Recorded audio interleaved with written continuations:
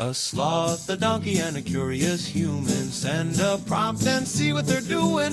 One hits record with a question on his mind. Two brothers pick it up, see what they find. Corn takes his time, Herman's got the facts. Back and forth, they never hold back. My weird prompts, come on in, that's where we begin. My weird prompts, glad you're here. This episode was generated using artificial intelligence. Please verify facts. You know, Corn, this whole show runs on GPU compute, and we wouldn't be here without Modal. Seriously. And that's what powers all our text-to-speech. Everything you're hearing right now. They're an AI infrastructure platform. Developers use them to run GPU workloads in the cloud with zero infrastructure headaches. If you're building anything with AI, check them out. Modal.com. Imagine your AI assistant freezing because it is trying to remember every single tool it could possibly use, from calculate pi to order pizza, before you have even asked it to do anything. It is like a handyman showing up to fix a leaky faucet, but he insists on reciting the user manual for every single tool in his 3-story warehouse before he even looks at the sink. By the time he is done talking, he has forgotten why he is there, and you have already paid for 4 hours of his time. That is a perfect illustration of the context pollution crisis we are seeing in the Model Context Protocol right now. Today's prompt from Daniel is about just-in-time tool usage in MCP. And honestly, it is the only way forward if we want these agentic systems to actually scale. If you are trying to build anything serious with AI agents, you have probably hit this wall where the sheer volume of tool schemas is eating your reasoning capabilities alive. It is the MCP tool trap. We finally have this great standard for connecting models to local data and APIs, but the more useful we make the agent, the dumber it gets because we are stuffing its brain with JSON schemas. By the way, today's episode is powered by Google Gemini 3 Flash, which is fitting because we are talking about the very plumbing that makes models like this more effective in production. I am Corn, the resident skeptic of bloated windows. And I am Herman Poppleberry. I have been digging into the recent benchmarks on this, and the numbers are staggering. When we talk about context bloat, we are not just talking about a few extra pennies on the API bill. We are talking about a fundamental degradation of what the model can actually do.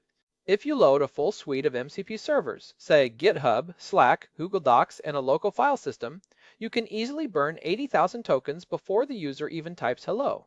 80,000 tokens just to say I am ready to work? That is nearly half of a standard 200,000 token context window. It is like renting a massive apartment, but filling 40% of the floor space with empty cardboard boxes labeled things I might need later. You are paying for the space, you are tripping over the boxes, and you have no room left for a couch. And it is worse than just losing space. There is this concept of context rot or reasoning degradation. When a model has to look through a massive haystack of tool definitions to find the one needle it needs, the latency goes up, the chance of a hallucination skyrockets, and the model starts losing the thread of the actual conversation. Just-in-time, or JIT, tool usage flips the script. Instead of loading everything up front, we fetch the schemas only when the model actually decides it needs them. So instead of the handyman reciting the warehouse inventory, he just knows he has a warehouse. And when he sees the leaky faucet, he goes, "Oh, I need the pipe wrench. Let me go grab that specific manual."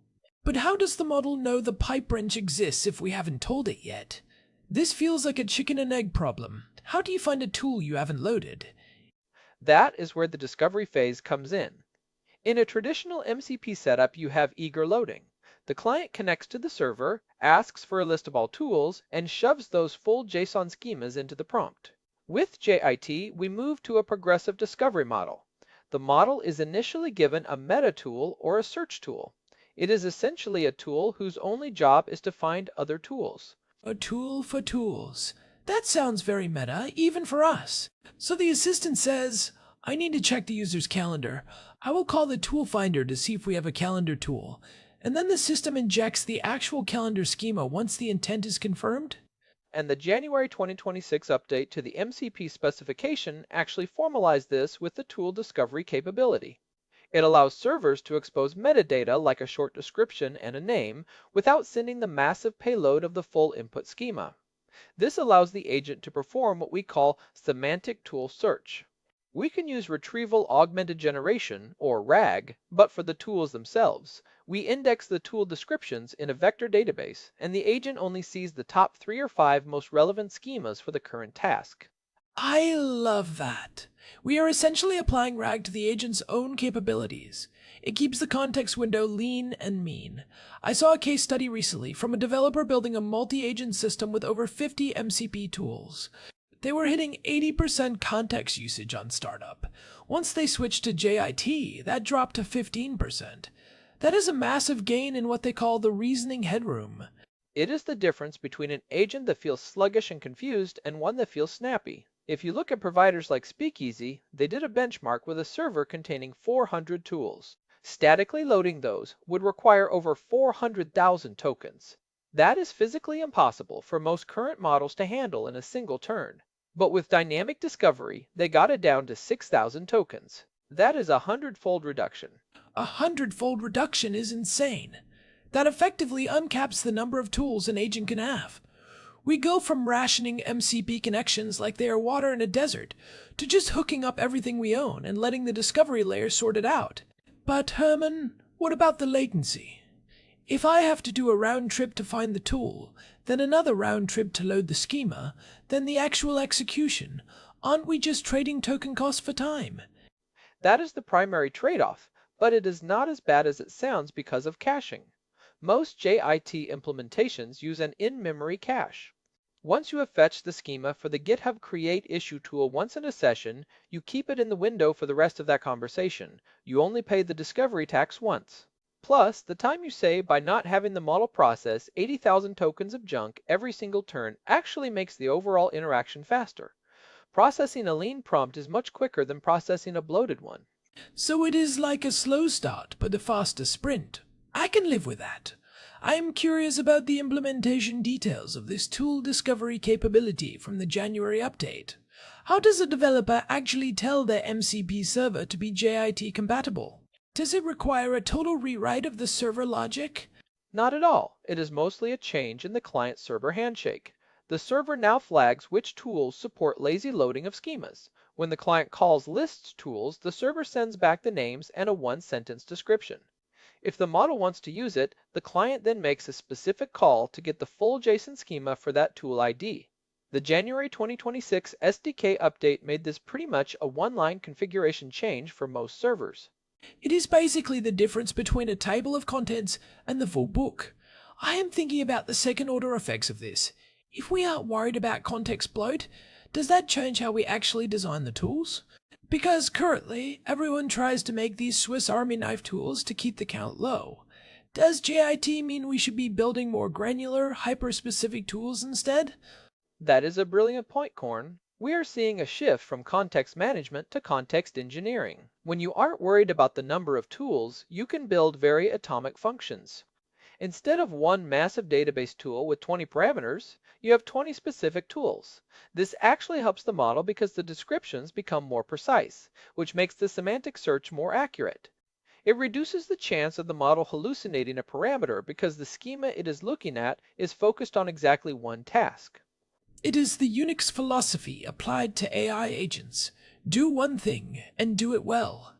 I can imagine a world where we have thousands of these tiny MCP tools available in a cloud-native registry, and the agent just pulls them down like NPM packages on the fly. You mentioned something about the MCP tool router project earlier. Yeah, that was an open source project from late 2025 that really pioneered this. They implemented a local caching layer that sits between the agent and the MCP servers. It tracks which tools are used most frequently across different sessions and keeps those schemas hot. They reported that for common workflows, the discovery latency dropped by 70% because the router already knew exactly what the model was looking for based on the initial intent. It is basically a specialized DNS for AI tools. That makes so much sense. If I am always asking about Jira tickets on Monday mornings, the router should probably have the Jira schema ready to go. What about emerging standards? You mentioned Composio and their cloud-native registry. How are the big players handling this? Composio is doing some really interesting work with what they call the AI control plane. They have moved the tool discovery layer to the cloud. So, instead of your local machine trying to index all these tools, you query a centralized registry that has already performed the vectorization of thousands of APIs. It is not just about saving tokens, it is about providing a universal context layer. A universal context layer. That sounds like something that would make our producer Hilbert Flumingtop very happy. It takes the plumbing away from the individual developer and turns it into a service. But does this introduce a privacy concern? If the discovery layer is in the cloud, does it need to see my prompts to know which tools to suggest? That is the friction point. Most of these systems work by sending a vectorized version of the prompt's intent, not the full text, to the registry. But for high security environments, you would definitely want a local J implementation. The beauty of the MCP standard is that it supports both. You can run a local vector database like the one we talked about in the vector databases as a file episode.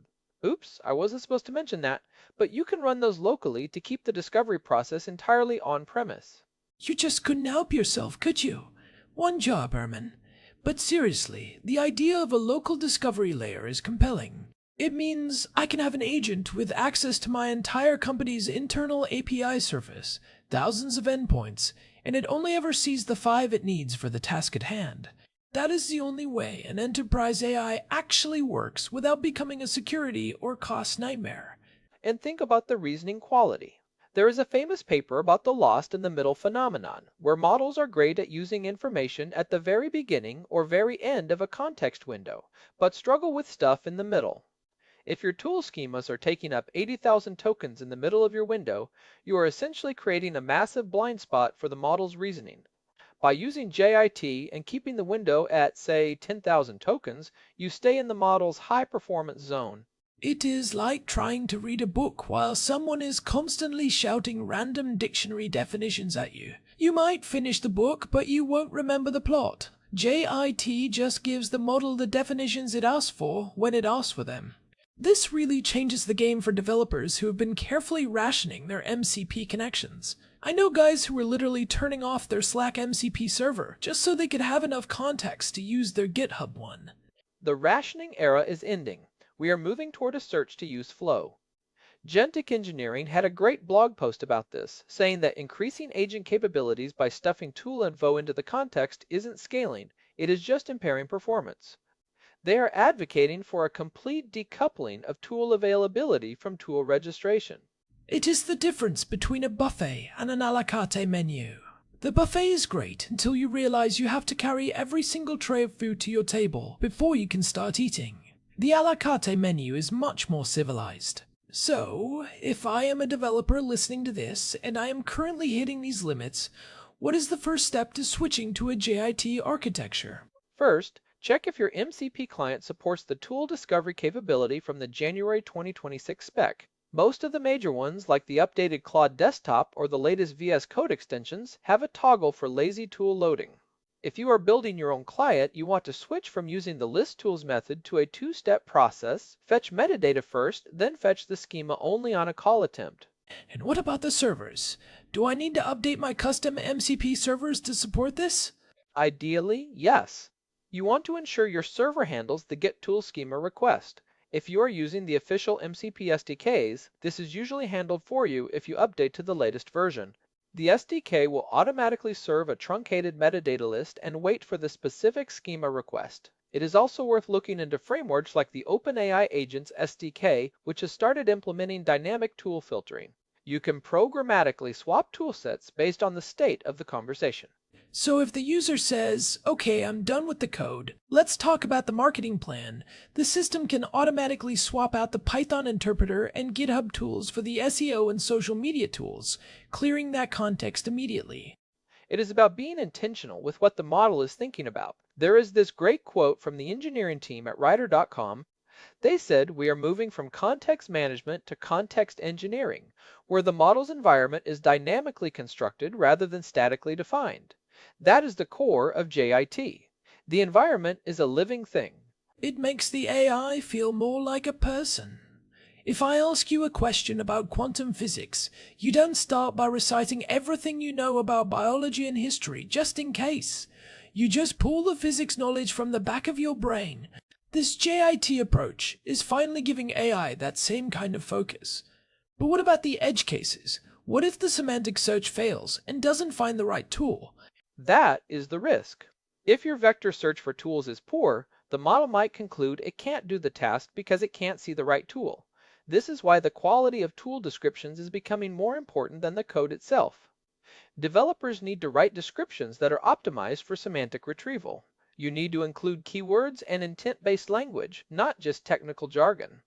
So, instead of a description that says list_files_v2, you needed to say use this tool to see what files are in a directory when the user asks about project structure. We are basically doing SEO for our own internal tools so the AI can find them. That is exactly what it is. Internal tool SEO. If your discovery layer can't find the tool, the JIT pattern falls apart. I have seen some teams actually using a smaller, cheaper model to act as the router. You send the prompt to a small model, it picks the 5 best tools, and then you send the prompt and those 5 schemas to the big, expensive reasoning model. That is clever. Use the lightweight model as the librarian and the heavyweight model as the researcher. It saves money and context. I can see why this is gaining so much traction. As we move toward GPT-5 or whatever the next massive jump is, even if they have million token context windows, we still won't want to waste them. Efficiency is always going to be the gold standard. Even with 1 million tokens, the latency of processing that much data is a killer. And the more information you provide, the more chances there are for the model to get distracted by an irrelevant parameter in a tool it isn't even using. I think JIT will become the default way we interact with MCP within the next 6 months. The eager loading model just doesn't scale past 5 or 6 tools. It is funny how we spend all this time building bigger windows, only to realize that the secret to intelligence is actually knowing what to ignore. It is the same for us humans, right? My brain has a lot of useless information about 90s sitcoms, but I try to keep it out of my active context when we are recording this show. Try being the operative word there, corn. I have heard your references. But you are right, intelligence is filtering. JIT tool usage is just the technical implementation of that filter for the Model Context Protocol. It allows for these massive agent ecosystems, what people are calling tool markets, where a model can dynamically discover and use services it has never even seen before. Tool market. Imagine an agent that can go out to a public registry, find a tool for a specific niche task like converting a weird file format, download the MCP schema, and use it immediately, all without the developer ever knowing that tool existed. That is where this is going. That is the vision. But to get there, the discovery has to be flawless. We are seeing some interesting work from Apollo's MCP server, which uses semantic schema search to let agents explore GraphQL schemas on demand. Instead of loading the whole GraphQL schema, which can be megabytes, it just fetches the subgraphs as the agent traverses the data. It is a very granular version of JIT. It is like a flashlight in a dark room. You only see what you are pointing at. I think the practical takeaway for our listeners is pretty clear. If you are building with MCP and you are feeling the squeeze, stop rationing and start engineering your context. Look into the tool discovery capability and start treating your tools as a searchable index rather than a static list. And don't sleep on the local caching. If you are building a custom client, implementing a simple key value store for schemas you have already fetched will save you a ton of latency. Also, take a hard look at your tool descriptions. If they aren't clear enough for a vector search to find them, your JIT implementation is going to fail. It is a brave new world of context engineering. I'm just glad I don't have to manually turn off my Slack connection anymore just to write some code. It was getting lonely in there. Before we wrap up, we should probably mention our sponsor. Right. Big thanks to Modal for providing the GPU credits that power this show. They are the ones making all this agentic experimentation possible behind the scenes. And thanks as always to our producer, Hilbert Flumingtop, for keeping the warehouse organized so we don't have to recite the inventory every time.